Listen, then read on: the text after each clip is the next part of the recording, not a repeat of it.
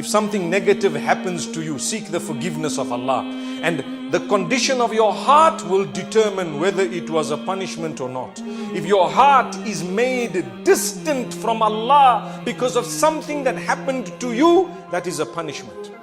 And if your heart became closer to Allah as a result of something that happened to you, it was the biggest blessing.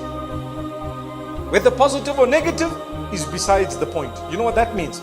Some people get a lot of money, they get a good job, they have a lovely family, they forget Allah. That's a punishment. Why? It was something that looked positive, but it drove you away from Allah. It took you to the clubs and it took you to bad habits. If that's the case, it was a punishment. It's not a blessing. Something looking good was not a blessing because it drove you away from Allah. And on the other hand, something that was looking so bad, you lost your job, you lost your limbs, you had an accident, someone passed away, etc. If it made you come for salah and change your life, wallahi, that was a blessing from Allah. Anything that brings you close to Allah is a blessing. That's why sometimes a person gets sick and he's a wealthy guy and he says, I'm going to the doctor. Go to the doctor. Doctor says, we're doing all the tests. He said, yes, we're doing the tests. He gets the MRI and he gets this done and that done. Pause for a moment. May Allah grant shifa to all those who are sick and ill. Say Ameen. All those who are sick and ill. And may Allah protect us all. Ameen. So he gets everything done and you know what?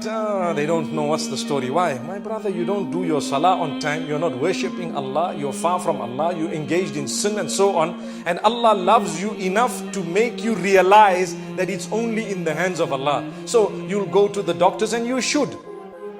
But if nothing happens, nothing comes out one after the other, and then the doctor tells you, you know what? You only have 6 months to live.